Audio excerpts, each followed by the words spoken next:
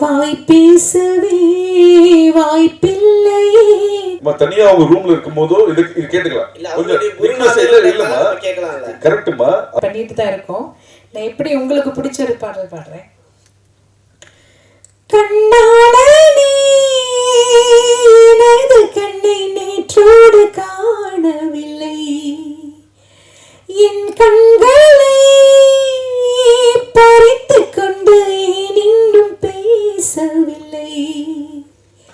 ஆளான ஒரு செய்தி அறியாமலே அலைபாயும் சிறு பேதை நானோ, உன் பேரும் என் பேரும் தெரியாமலே உள்ளங்கள் இடம் மாறும் ஏனோ. வாய் பேசவே வாய்ப்பில்லையே, வலி தீர வழி என்னவோ.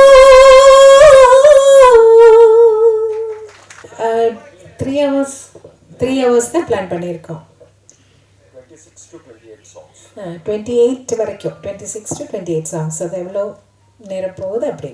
சித்ரா மேடம், நீங்கள் 25,000 பாட்டு பாடினா கூட தன்னம்பிக்கை உள்ள பாட்டாக வந்து இந்த ஒவ்வொரு பூக்களே பாட்டு வந்து இன்றைக்கும் வந்து அவ்வளோ பேசப்பட்டு, அந்த பாட்டோட அனுபவத்தை சொல்லுங்கள். எவ்வளோ பேர் வந்து நாங்கள் ஜெயிச்சிட்டோம், எங்களுக்கு ரொம்ப அது வந்து என்கரேஜாக இருந்துன்னு அவங்க சொல்லியிருப்பாங்க. ஆமாம், எனக்கும் ஒரு சில கச்சேரிகளில் போகும்போது நிறைய பேர் அப்படி சொல்லியிருக்காங்க. அவங்களுக்கும் வாழ்க்கையில் தோல்வி அடைஞ்சு வாழ்க்கை வேண்டாங்கிற ஒரு முடிவெடுக்கும் போது இந்த பாடல் கேட்டவங்க அந்த முயற்சியில இருந்து வெளியில் வந்துட்டாங்கன்னு சொல்லி நிறைய பேர் எனக்கும் சொல்லியிருக்காங்க. 2-3 பேர், நிறைய இல்லை, 2-3 பேர். ஸோ ரொம்ப சந்தோஷம்தான். அந்த ஒரு பாட்டில் வந்து நான் என்னோட கான்ட்ரிபியூஷன் ஒன்றும் இல்லை. விஜய் சார் எழுதினது, பரத்வாஜ் சார் இசையமைத்தது, நான் என்னோட குரல் கொடுத்தேன், அவ்வளோதான் நான் அதில் செஞ்சேன். ஆனால் அது நிறைய பேரோட மனசில் போய் சேர்ந்துருக்குன்னு நினைக்கும் போது ரொம்ப சந்தோஷம். ரெக்கார்டிங்கில் வந்து சேரன் சார் வந்து நான் பாடிட்டு போயிட்டு அடுத்த நாள் மறுபடியும் என்ன வர சொன்னாங்க. அதில் ஒரு சில வரிகள் இன்னும் கிளாரிட்டி வேணும் அப்படின்னு சொல்லி மறுபடியும் 2-3 லைன்ஸ் என்ன மறுபடியும் பாட வச்சாங்க. அப்படிதான் அந்த பாடல் வெளிவந்தது. இல்லை, என்னோட சேர்ந்து 4 சிங்கர்ஸ் இருக்காங்க. மது பாலகிருஷ்ணன் அவர் இருக்காரு, சத்யபிரகாஷ் இருக்காரு, திஷா பிரகாஷ்ன்னு சொல்லி இப்போ ரீசெண்டாக புது பாடகி ரொம்ப அருமையாக பாடும், அவங்களும் கலந்துக்கிறாங்க. ரூபா ரேவதின்னு ஒரு சிங்கர், அவங்க பாடுவாங்க, அதோட வயலின்னு வாசிப்பாங்க. நாங்கள் இவ்வளோ பேர் சேர்ந்து தான் பண்ண போகிறோம். 3 மணி நேரம் பாட முடியாது மேடம். இந்த 20,000 பாட்டுலேருந்து இந்த 26-28 பாட்டை நீங்கள் செலக்ட் பண்ணுறீங்களா, இவங்கெல்லாம் செலக்ட் பண்ணுறாங்களா, இல்லை ரசிகர்கள் செலக்ட் பண்ணியிருக்காங்களா? நாங்கள் எல்லோரும் ஒரு டீமாக உட்காந்து தான் செலக்ட் பண்ண போகிறோம். பாப்புலரான சாங்ஸு ஜனங்களுக்கு பிடிக்குங்கிற மாதிரி எல்லாருக்கும் அவங்கவுங்க சாய்ஸ் இருக்கும் இல்லையா, அந்த மாதிரி எல்லோரும் சேர்ந்து தான் நாங்கள் செலக்ட் பண்ணோம். எங்களுக்கு 20,000 பாட்டும் பிடிக்கும். ரொம்ப கஷ்டம். இந்த லிஸ்ட் போடுறது ரொம்ப கஷ்டம். மேடம், நீங்கள் அறிமுகமாகி இத்தனை வருஷம் ஆயிடுச்சு, ஆனால் இது வரைக்கும் ஒரு தனி கச்சேரி பண்ணணும்னு ஏன் நினைக்கல? இப்போ ஆரம்பித்து பண்ணுறதுக்கு உண்டான காரணம் என்ன? அப்படின்னு இல்லை, நான் தமிழில் கச்சேரிகள் பண்ணியிருக்கேன். ஆனால் இந்த மாதிரி வெளியே பெருசாக அந்த கிராண்ட் ஸ்கேலில் பண்ணலை. நான் மலையாளத்தில் நிறைய கச்சேரிகள் பண்ணுறேன், தமிழில் கூட பண்ணியிருக்கேன். ஆனால் இவங்க செய்கிற மாதிரி இந்த மாதிரி ப்ரெஸ் எல்லாம் வச்சு ஒரு கிராண்ட் ஒரு ஸ்கேலில் ஒரு ஆடியோ விஷுவல் ட்ரீட் மாதிரி நான் இது வரைக்கும் செஞ்சதில்லை. நான் கொஞ்சம் ஆர்டினரியாக தான் போயிட்டுருக்கேன். மேடம், லைட் கான்செப்டில் நம்ம ஏவன் சாரும் இளையராஜா சாரும் வருவாங்களா? இன்வைட் பண்ணியிருக்கீங்களா? கண்டிப்பாக இன்வைட் பண்ணுவோம். அவங்க ஃப்ரீயாக இருந்தால் கண்டிப்பாக வருவாங்க. ஏன்னா வந்து இளையராஜா சாங் வந்து பாடினாவே வந்து அவர் ஏதாவது சொல்லுவார். அவர் ஏதாவது சொன்னாருன்னா அவங்களோட பதில் என்ன? இந்த 28 சாங்குமே முறைப்படி எல்லா இடத்துலையும் அனுமதி வாங்கி தான் பண்ணியிருக்கு. ஸோ அதனால யாரும் எதுவுமே சொல்ல மாட்டாங்க. சித்ராமா சார், நீங்கள் அதை ஃபஸ்ட்டு ஓப்பனிங்கில் வந்து அந்த டிராயிங் ஒன்று காமிச்சிங்க. அந்த டிராயிங் வந்து இப்போ தான் வந்து சொல்கிறீங்க அனுமதி வாங்கியிருக்கு. உங்களோட டிராயிங்ஸ் வந்து எனக்கு தெரியும், டிராயிங்லாம் வரைவேன்னு சொல்லியிருக்கீங்க. இங்கேருந்து தான் ஓப்பனிங் ஆச்சுன்றீங்க. சென்ட்ரல்லேருந்து என்ன ஓப்பனிங் ஆச்சு? எந்த பாட்டுக்காக உங்களை வந்து கூப்பிட்டு இந்த பாட்டு பாடுங்க அப்படின்னு சொன்னது? ஃபஸ்ட்டு சாங் வந்து ஆக்சுவலி நான் என்ன தமிழ்நாட்டுக்கு இளையராஜா சார் அழைச்சதே பூவே பூச்சுடுவா படத்துக்காக. அதோட மலையாளம் வெர்ஷன் நோக்குத்தா தூரத்து கண்ணும் நட்டுன்னு ஒரு மூவி, ஃபாசில் சார் டைரக்ட் பண்ண மூவி. அதில் வந்து நான் பாடியிருந்தேன். நதியா மொய்து அவங்களும் இன்ட்ரடக்ஷன். நானும் அப்போ தான் கொஞ்சம் ஸ்டார்ட் பண்ணிகிட்டு இருந்தேன் மலையாளத்தில் கூட. அப்போ ராஜா சார் அந்த மூவி பார்த்துட்டு அந்த ஹீரோயினுக்கு இந்த வாய்ஸ் சூட் ஆகுது, சரி இந்த வாய்ஸை யூஸ் பண்ணிக்கலாம் சென்னையில் வந்து கொஞ்சம் வாய்ஸ் டெஸ்ட் பண்ணிக்கிறேன் வர சொல்லுங்கன்னு சொல்லியிருந்தாரு. ஃபாசில் சார் தான் எனக்கு சொன்னார், நீங்கள் சென்னைக்கு போகும்போது ராஜா சாரை போய் மீட் பண்ணுங்கள், அவரை செக் பண்ண. முதல்ல இவர் கிண்டல் பண்ணுறாரு, ராஜா சார்கிட்ட எல்லாம் போவேன்னு நான் நிஜமாகவே எதிர்பார்க்கவே இல்லை. அப்படி தான் ராஜா சார்கிட்ட தாசண்ணாவோட மேனேஜராக இருந்த குஞ்சுண்ணின் வயலினிஸ்ட் அவர் தான் என்னை கூட்டிகிட்டு போகிறார் ராஜா சார்கிட்ட. அங்கே வாய்ஸ் டெஸ்ட் பண்ணி அடுத்த நாள் ஆனால் புகை பூச்சொடவாக்கு முன்னாடி நீதான அந்த கோயிலுங்கிற படத்தில் பூஜைக்கு ஏற்ற பூவிதங்கிற பாடல் பாட வச்சார். இன்னொன்று ஆக்சுவலாக நீங்கள் இளையராஜா சார் பாட்டு தான் அதிகமாக வந்து பாடினது, நிறைய பேர் ரசித்தது. ஸோ ஆனால் இளையராஜா சாரை வந்து இங்கே சமீபத்தில் பார்த்தீங்கன்னா ஒரு டைரக்டர் இப்போ நடிக்கிறாரு, அவர் வந்து அவன் இவன் சொல்லியிருக்காரு. இது பாடகர் மத்தியில் யாருமே கண்டனம் தெரிவிக்கல. பாலா ஒரு நிமிஷம் பாலா இது வந்து அவங்க என்ன சொன்னாங்கன்னா, இப்போ இவர் கேட்டார், நம்ம வெற்றி சொன்னாரு இவ்வளவு வருஷம் ஜேர்னில ஏன் கச்சேரி பண்ணலன்னாங்க. அந்தந்த சின்ன சின்ன கச்சேரி பண்ணும்போது இவ்வளோ மீடியா முன்னாடியும் இவ்வளோ ஆட்கள் முன்னாடியும் பண்ண வேண்டிய ஃபர்ஸ்ட் டைம் பண்ணும்போது இந்த கேள்வி இந்த இடத்துக்கு தேவையில்லாது. நம்ம தனியா அவங்க ரூம்ல இருக்கும் போதோ இது கேட்டுக்கலாம். கரெக்டுமா, அது இந்த கான்செப்டுக்கு சம்பந்தம் இல்லாத ஒரு கேள்வி. இது வந்து இவங்க இல்ல, இந்த கேள்வி நீங்க வேற யாருக்காக வேணா கூட கேட்கலாம். ஆனா கேள்வி கேட்கக்கூடாத இடம் இது இல்லை, அதனால தவிர்த்துருங்க. என்னை விட அந்த வேற யாராவது பெரிய ஆர்டிஸ்டோ சம்திங் பாடியிருப்பாங்க, அது ஏதாவது சாங்ஸ் ஞாபகம் இருக்கா உங்களுக்கு?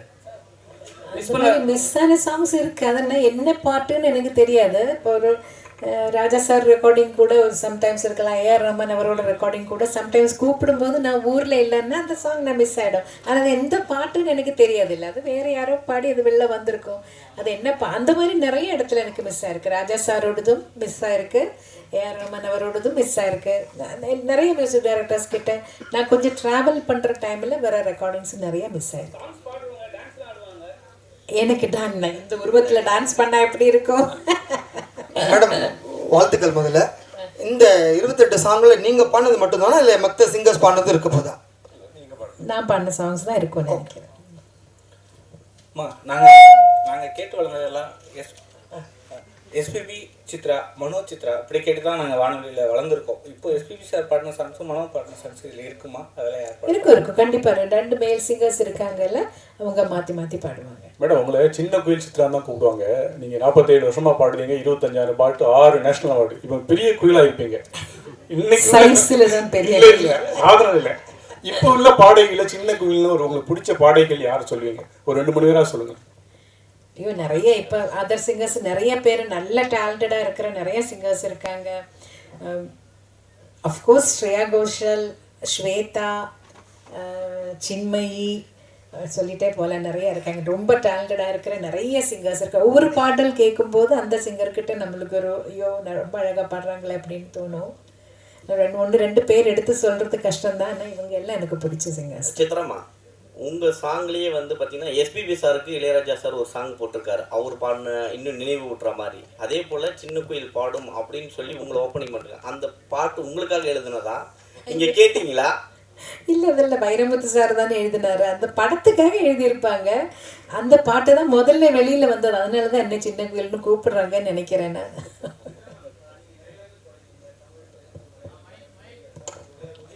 ஒரு நிமிஷம் பாலாஜி, ஒரு நிமிஷம் மைக்கில் பேசுங்க. சித்ரா மேம் வணக்கம் அண்ட் வாழ்த்துக்கள். நீங்கள் நிறைய லாங்குவேஜ் பாடிருக்கீங்க, எஸ்பெஷலி தமிழ், தெலுங்கு, மலையாளம், கன்னடம், ஹிந்தி, அசாமி, ஒரியா, குஜராத்தி, போஜ்பூரி, ஹரியானவி, துளுன்னு மிஸ் பண்ண லாங்குவேஜ் எது? நீங்கள் இந்த லாங்குவேஜ் மட்டும் பாடாமல் விட்டுட்டோம், ஏன்னா இந்தியன் லாங்குவேஜில் எல்லாமே பாடிருக்கீங்க. பஞ்சாபியும் பாடியிருக்கேன். ஆமாம், எந்த லாங்குவேஜ் மிஸ் பண்ணிட்டீங்க? குஜராத்தி பாடலன்னு நினைக்கிறேன். சரி, இன்னொரு கேள்வி, நீங்கள் எது பாடினாலும் அந்த வார்த்தைகள் ஸ்பஷ்டமாக இருக்கும், அந்த லாங்குவேஜ் வந்து அவ்வளோ உணர்ந்து பாடுவீங்க.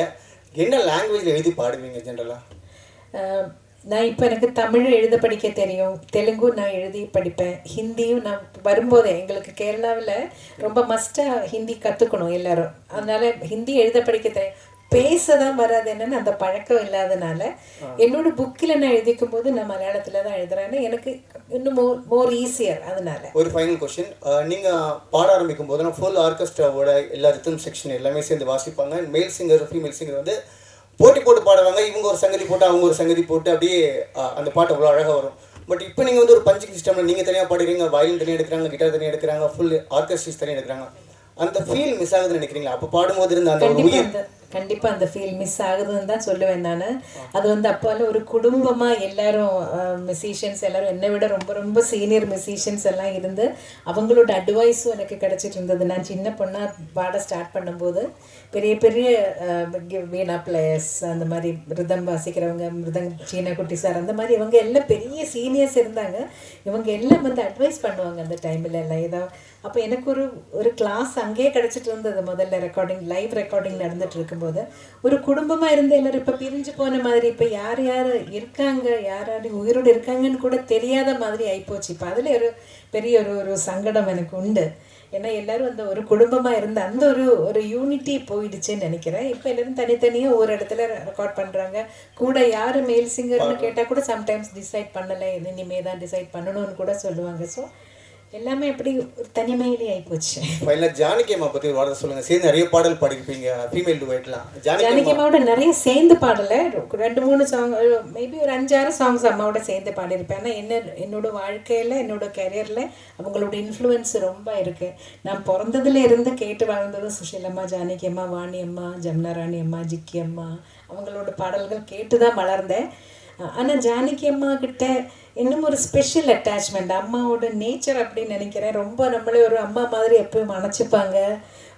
அவங்க ரொம்ப சாப்பாடெல்லாம் ஊட்டி விடுவாங்க. யாருக்கும் தெரியாது அந்த விஷயம் எல்லாம். அவங்க வீட்டுக்கு போனால் அவங்களே பிசைஞ்சு அவங்க கையால் ஊட்டி விடுவாங்க. ஸோ அதெல்லாம் வேற எங்கேயுமே கிடைக்காது. என்னோட பெத்த தாய் கொடுத்ததுக்கு அப்புறம் ஜானகி அம்மா தான் கொடுத்துருக்காங்க. ஸோ அதெல்லாம் எனக்கு ரொம்ப ஸ்பெஷல். அதனால் அவங்களுக்கு எப்போவுமே என்னோட மானசீக குருவாக என்னோட மனசில் ஒரு ஸ்பெஷல் இடம் உண்டு. ரொம்ப நன்றி, தேங்க்யூ. 2 வரிகள் எங்கே எனது கவிதை உங்கள் குரலை கேட்டால் சந்தோஷம். நன்றிம்மா. எங்கே எனது கவிதை,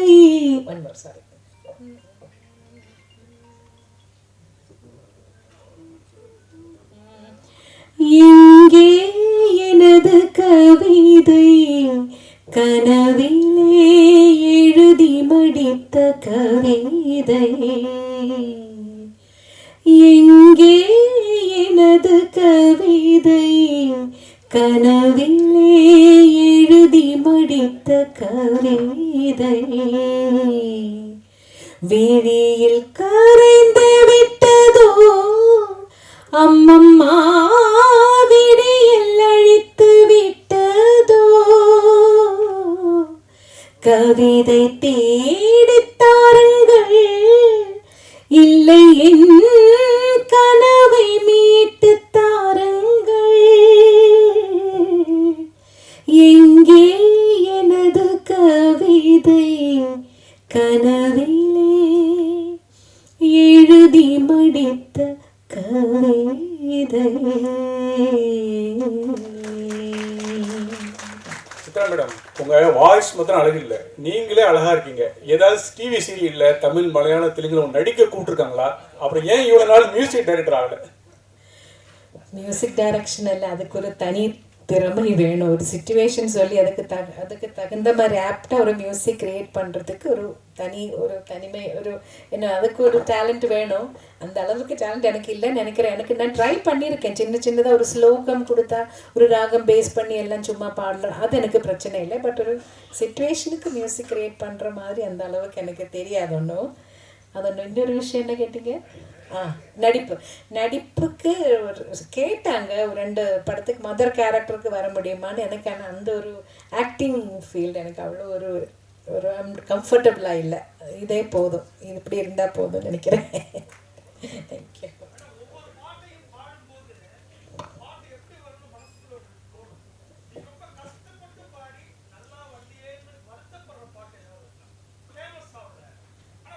இல்லை, நான் கஷ்டப்பட்டு பாடி வெளியில் வராத படங்கள்லாம் நிறைய இருக்குது, வந்திருக்காங்க. அப்படி இருக்கு, இல்லைன்னு சொல்ல முடியாது.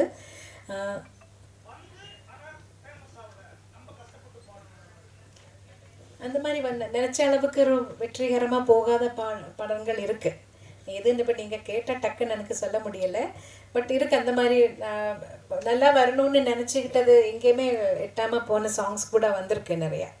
கஷ்டப்படுறது எல்லா பாட்டுக்கும் ஒரே மாதிரி தான் நம்ம எஃபர்ட் போட்டு தான் பாட போகிறோம். எதுவுமே ஈஸியாக பண்ணி இது கிடையாது. எல்லாத்துக்கும் அதோட ஒரு நம்ம எஃபர்ட் கண்டிப்பாக போட்டு தான் ஆகணும்.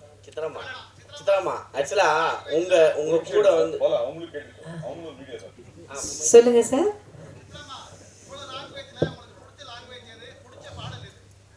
ஐயோ அது கஷ்டங்க அதை சொல்கிறது. எனக்கு வந்து புது புது லாங்குவேஜஸை ட்ரை பண்ணுறது லேர்ன் பண்ணுறது எனக்கு பிடிக்கும். எனக்கு ட்ரை பண்ணுறது ரொம்ப இஷ்டம். ஆனால் தெரியாத லாங்குவேஜ் பாடும்போது இப்போ தெரிஞ்ச லாங்குவேஜ் பாடுற அளவுக்கு ஈஸியாக இருக்காது. கண்டிப்பாக ஒவ்வொரு வார்த்தையோட மீனிங் என்னன்னு கேட்கணும், அதை அவங்க எப்படி உச்சரிக்கிறாங்கன்னு கேட்கணும். அதுக்கு நானே ஒரு கோடு லாங்குவேஜ் சைன் லாங்குவேஜ் மாதிரி போட்டு நான் ப்ரொனன்சியேஷன் சரியாக வரணுங்கிறதுக்காக அது இன்னும் ஜாஸ்தி டைம் எடுக்கும், இன்னும் ஜாஸ்தி எஃபர்ட் போடணும். மேடம் அதாவது இதை இது பாருங்க, இருட்டில் இருக்கீங்க தெரியல மேடம். அதாவது படங்கள் வந்து இன்ஸ்ட்ருமெண்ட்ஸில் வாசிக்கிற வரைக்கும் எப்படி இருந்துச்சுன்னா வந்து மியூசிக் வந்து லிரிக்ஸை ஓவர் ரூல் பண்ணாமல் இருந்துச்சு. அங்கே வந்து இந்த சிங்கர்ஸ்க்கான ரெக்கக்னிஷன் நல்லாவே இருந்துச்சு. Once it became into digitalisation ஆனதுக்கப்புறமா அந்த முக்கியத்துவம் இல்லாமல் போயிடுச்சு. அதை பற்றி உங்களோட கருத்து என்ன மேடம்?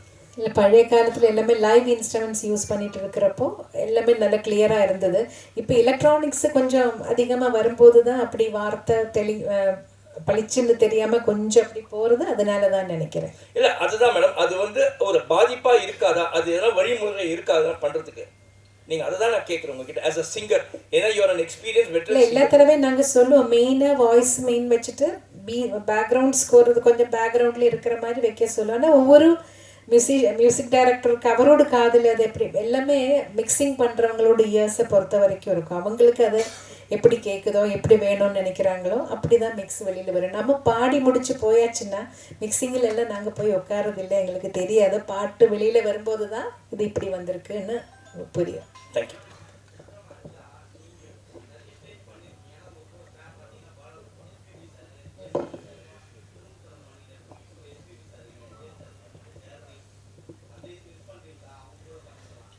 கண்டிப்பாக மிஸ் பண்ணுறோம். நான் ஸ்டார்ட் பண்ணது ஜெயசுதாஸ் சாரோட. அவர்கிட்ட இருந்து ஒவ்வொரு கச்சேரியில் ரெக்கார்டிங்கில் கூட பாடின அனுபவமே எனக்கு என்னோடய மியூசிக்கல் ஜேர்னியில் ரொம்ப ஹெல்ப் பண்ணியிருக்கு. ஒரு மைக்கை எப்படி ஃபேஸ் பண்ணுறது, அதில் அந்த பாப்பர் ஸ்டாப்பர் இல்லாமல், முன்னாடியெல்லாம் அந்த ஃபில்ட்ரு இல்லை, பாப் ஃபில்ட்ரு இல்லாமல் அந்த ப்ளோ வராமல் பாப்பு வராமல் எப்படி பாடுறாங்கங்கிறதெல்லாம் அவங்க உச்சரிப்பில் அதெல்லாம் அது ஒரு டெக்னிக். அவங்களுக்கு தெரியும், அவ்வளோ வருஷம் எக்ஸ்பீரியன்ஸில் அதெல்லாம் அவங்க கூட நின்று பாடினதில் நான் கொஞ்சம் அவங்கக்கிட்ட இருந்தெல்லாம் கற்றுக்கிட்டேன். ஒவ்வொரு வார்த்தை சொல்கிறது எப்படி, எக்ஸ்ப்ரெஷன் எப்படி கொடுக்குறாங்க ஒவ்வொரு பாட்டில் அதெல்லாம். அதே மாதிரி எஸ்பிபி சாரை பற்றி சொல்லும்போது எனக்கு வந்து தமிழ் லாங்குவேஜ் தெலுங்கு லாங்குவேஜ் ரெண்டும் அவ்வளோ எனக்கு ஸ்பஷ்டமாக வர்றதுக்கு முன்னாடி ரொம்ப ஹெல்ப் பண்ணியிருக்காங்க. ஒவ்வொரு வார்த்தையோட இந்த வார்த்தைக்கு என்ன மீனிங், அதை எப்படி பாடினா அந்த எக்ஸ்ப்ரெஷன் எப்படி வரும், இந்த மாதிரி நிறைய அவரோட சேர்ந்து பாடினதில் நான் கற்றுக்கிட்டேன் சார்கிட்ட இருந்து. அது மட்டும் இல்லை, ஒரு ஹியூமன் பீயிங்காக எப்படி கூட இருக்கிற கலைஞர்களோட இல்லைன்னா அவரோட சேர்ந்து பணியாற்றுறவங்களெல்லாம் எப்படி அன்பாக எவ்வளோ பாசத்தோட அவங்களுக்கு எவ்வளோ கேர் பண்ணுறாங்கங்கிறதும் நான் நிறைய தடவை விட்னஸ் பண்ணியிருக்கேன். அமெரிக்கால எல்லாம் போகும்போது நாங்கள் ஒரு கச்சேரி முடிச்சு அடுத்த நாள் ஃப்ரைடே சாட்டர்டே சண்டே 3 நாளைக்கு கச்சேரி இருந்தால், இப்போ சாட்டர்டே கச்சேரி முடிச்சு சண்டே தூங்காமல் இல்லை ரொம்ப டயர்டாக இருப்போம். வந்தால் ஹோட்டல் வந்து 12 மணிக்கு தான் செக்இன் டைம். நம்ம வந்து 9 மணி 9:30 மணிக்கு வந்துட்டோம்னா 12 மணி வரைக்கும் வெயிட் பண்ணிகிட்டே இருக்கணும் ரூம் கிடைக்கிறதுக்காக. ஆனால் எஸ்பிபி சாருக்காக ரூமை அவங்க சீக்கிரமாக ரெடி பண்ணி அவங்கள அனுப்பிச்சிடுவாங்க. மற்றவங்க வெயிட் பண்ணுற வரைக்கும் சாரு சொல்லுற நீங்கள் என்ன மட்டும் அனுப்பிச்சிடுவீங்க, அவங்க எல்லாம் மை பாய்ஸ் அவங்க எல்லாம் வெயிட் பண்ணிட்டு இருக்கும்போது நான் மட்டும் போய் ரெஸ்ட் எடுக்க முடியாதுன்னு அவரும் அந்த லாபியிலே அவ்வளோ நேரம் உட்காந்த அனுபவம் எல்லாம் இருக்குது. வேறு யாரும் அப்படியெல்லாம் பண்ண மாட்டாங்க. ஸோ அதெல்லாம் பார்க்கும்போது இப்படி ஆளுங்க இருக்காங்க, இப்படி தான் இருக்கணுங்கிறது ஒரு பெரிய பாடமாக கற்றுக்கிறேன். மேடம், நீங்கள் பாடிய இத்தனாயிரம் பாடல்களில் பல்லாயிரக்கணக்கான பாடல்கள் முணுக்கும்படியாக இன்றைக்கும் நினைவு வச்சிருக்க மாதிரியா இருக்குது. ஆனால் சமீபத்தில் வரக்கூடிய பாடல்கள் எதுவுமே ஒரு வரியோட புரிய மாட்டேங்குது. இதை நீங்கள் எப்படி பார்க்குறீங்க மேடம்? காலத்தோடு மாற்றங்கள், அதை வந்து குறை சொல்கிறத விட அதோட கூட என்ஜாய் பண்ணி போகிறது தான் பெட்டர்ன்னு நினைக்கிறேன் சார். மேடம் மேடம்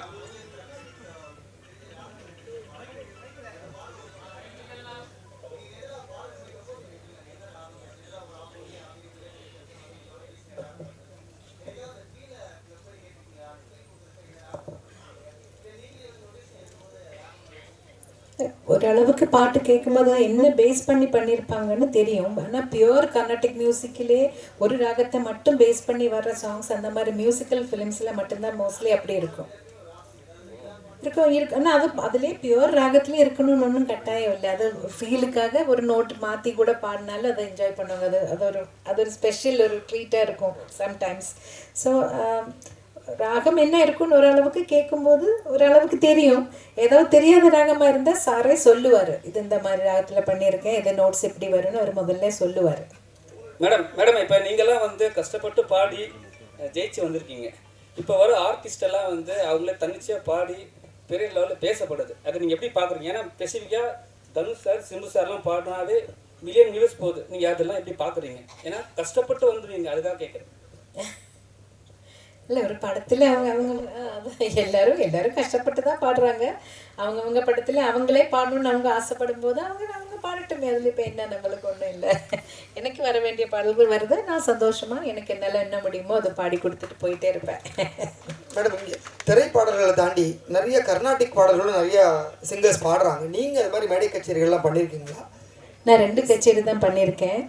ஒன்று திருவையாறில் ஒரு தடவை பாடினேன். அப்புறம் கேரளாவில் சூர்யா ஃபெஸ்டிவல்னு ஒரு பெரிய ஃபெஸ்டிவல் நடக்கும். எல்லா மியூசிஷியன்ஸும் டான்சர்ஸ் எல்லாம் அங்கே வந்து பெர்ஃபார்ம் பண்ணியிருக்காங்க. அதுலேயும் ஒரு தடவை பண்ணேன். எனக்கு என்ன ப்ராப்ளம் வந்ததுன்னா, அட் எ டைம் ரெண்டுமே கொண்டு போகிறது ஃபீமேல் சிங்கர்ஸுக்கு கொஞ்சம் கஷ்டம். வாய்ஸோட டெக்ஸ்டரில் சின்ன சின்ன டிஃப்ரென்சஸ் வருது. அதனால தான் நான் இப்போ நிறைய ஃபிலிம் சாங்ஸில் பிஸியாக இருந்ததுனால அதுலேயே கொஞ்சம் ஜாஸ்தி கான்சென்ட்ரேட் பண்ணேன். அதுதான் இருந்தது. ஏதாவது 2 லைன் கர்நாடிக்.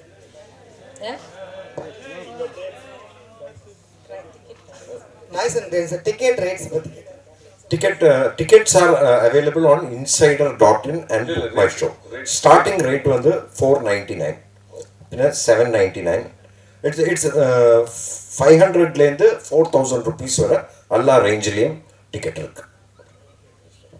ஆக்சுவலாக ரொம்ப காம்ப்ரஹென்சிவாக பிளான் பண்ணியிருக்கு. இந்த வாட்டி இந்த கான்செப்டில் லைக் ஐ செட் எல்லாருமே ஃபேமிலியாக வரணும் தான் எதிர்பார்ப்பாங்க. ஸோ அதில் மேமோட இன்ட்ரெஸ்ட் என்னதுன்னா, எல்லாருமே வரவங்க எல்லாருமே உட்காந்துட்டு நிம்மதியாக ஒரு 3 hour ரெஸ்ட் எடுத்துகிட்டு பீஸ்ஃபுல்லான ஒரு வாழ்க்கையை வாழ்ந்துட்டு போகணும்னு சொல்லிட்டு. ஸோ ஜெனரலாக நீங்கள் ஒரு படத்துக்கு போகிறீங்கன்னா எவ்வளோ செலவு பண்ணுவீங்களோ ஒரு ஃபேமிலியோட அதே காஸ்ட்டில் இந்த ஷோ நீங்கள் எல்லாருமே செலவு பண்ணிட்டு ஜாலியாக பார்த்துட்டு போகிற மாதிரி தான் காஸ்ட் வச்சிருக்கு. 499 ஸ்டார்ட் ஆகுது. சார் போன வாட்டி கூட கொடுத்தோம் சார், வரவே இல்லை சார். நீங்கள் எதுவுமே எழுதவும் இல்லை சார். என்ன சார்?